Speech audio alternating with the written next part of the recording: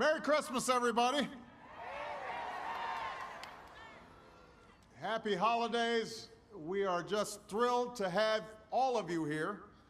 Thank you, Secretary Salazar, for the kind introduction and for all that you're doing to protect our national parks and our public lands for the future of generations.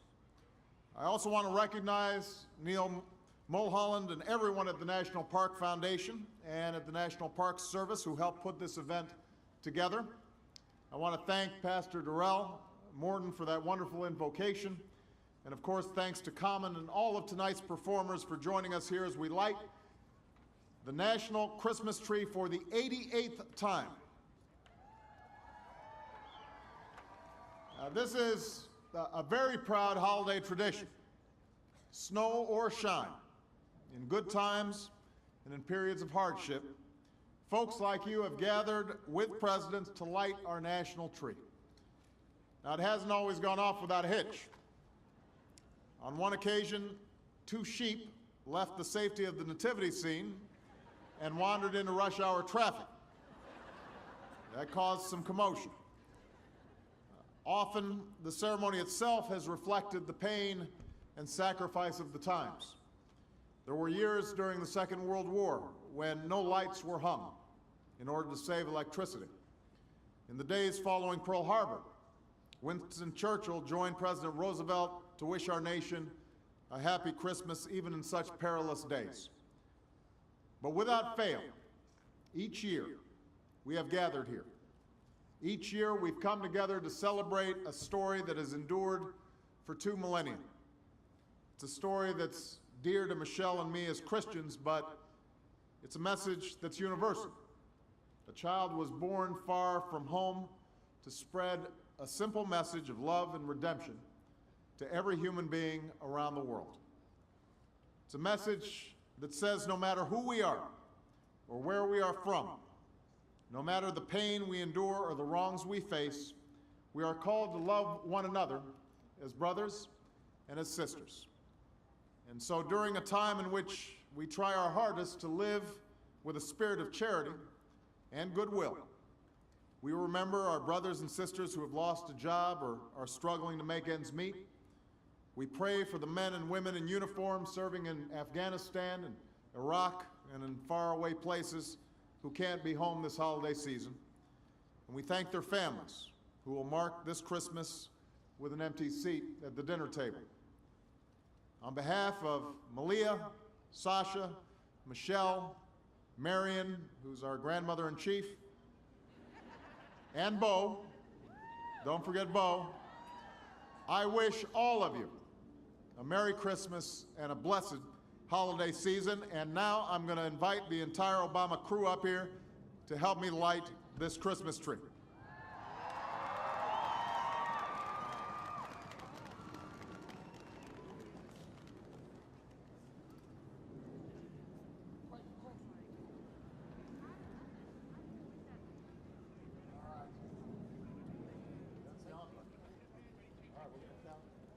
All right, everybody, we're going to count from 5. 5, 4, 3, 2, 1.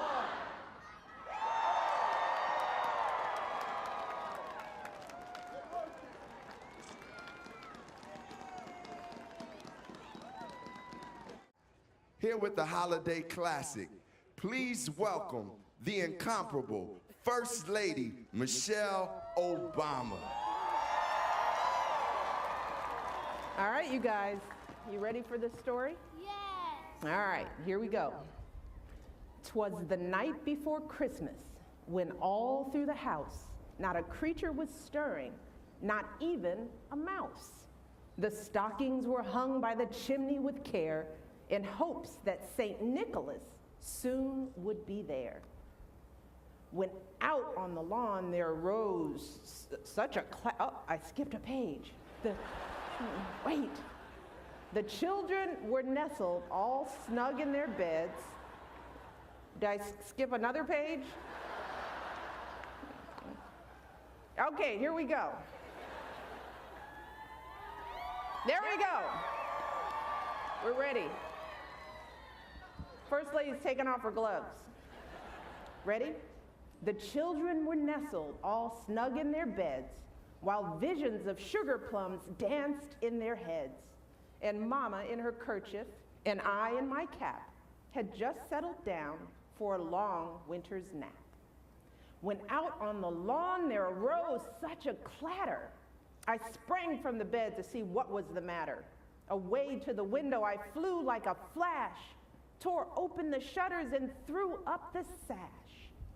The moon on the breast of the new fallen snow gave the luster of midday to objects below, when what to my wondering eyes should appear but a miniature sleigh and 8 tiny reindeer. With a little old driver so lively and quick, I knew in a moment it must be Saint Nick. More rapid than eagles, his coursers they came, and he whistled and shouted and called them by name. Now Dasher, now Dancer, now Prancer and Vixen, on Comet, on Cupid, on Donder and Blitzen. To the top of the porch, to the top of the wall, now dash away, dash away, dash away all. As dry leaves that before the wild hurricane fly when they meet with an obstacle mount to the sky, so up to the housetop the coursers they flew with the sleigh full of toys, and St. Nicholas too. And then in a twinkling I heard on the roof the prancing and pawing of each little hoof. As I drew in my head and was turning around down the chimney, St. Nicholas came with a bound. He was dressed all in fur from his head to his foot, and his clothes were all tarnished with ashes and soot.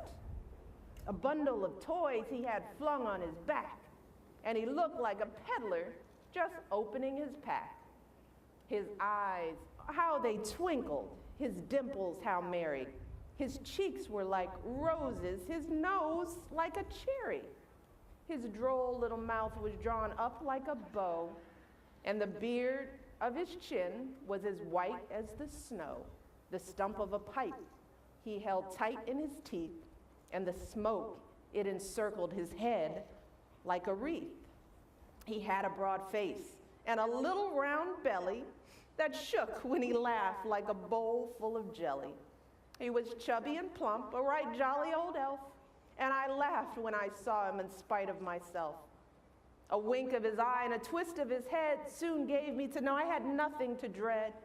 He spoke not a word, but went straight to his work and filled all the stockings, then turned with a jerk. And laying his finger aside of his nose and giving a nod, up the chimney he rose. He sprang to his sleigh, to his team gave a whistle, and away they all flew like the down of a thistle. But I heard him exclaim, ere he drove out of sight, "Happy Christmas to all, and to all a good night." Ooh, that's it, right there. Yes, yes, that's exactly how I remember it. Oh, listen. Who is that? Do you hear that? I think I hear Santa. Hello! Oh, I hope you don't mind. I was just keeping your seat warm. Thank you, Santa. But it gave us a chance to go over your Christmas list. And I have it on good authority that you've been nice this year. But that was a wonderful reading, wasn't that wonderful? Yes! You know, there's only one part of that story I don't like so much. I never thought my belly shook like a bowl full of jelly. I always thought this suit made me look rather slim, yes? No? Oh, but what a wonderful reading! Wonderful, wonderful! Yes! It's wonderful! It's a wonderful season! Oh, you know what? I think I feel a song coming on! Yes? What do you say?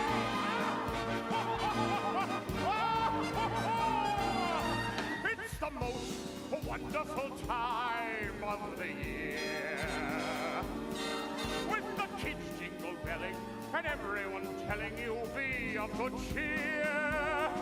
It's the most wonderful time of the year. It's the happiest season of all. With those great public meetings and wonderful greetings when friends come to call, it's the happiest season of all. There'll be parties for hosting, marshmallows for toasting, and caroling out in the snow. There'll be scary ghost stories and tales of the glories of Christmases long, long ago. It's the most wonderful time of the year. There'll be much mistletoeing and hearts will be glowing when loved ones are near. It's the most wonderful time of the year. Wonderful! Yes! Hello, everyone! Hello there! Yes! Oh, good to see you!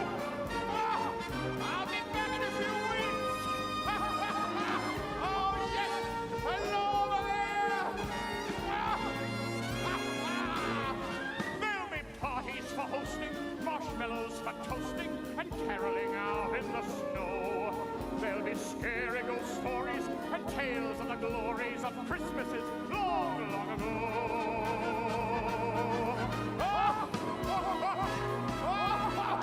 It's the most wonderful time of the year. There'll be much mistletoeing and hearts will be glowing when loved ones are near. It's the most wonderful time. It's the most wonderful time. It's the most wonderful time.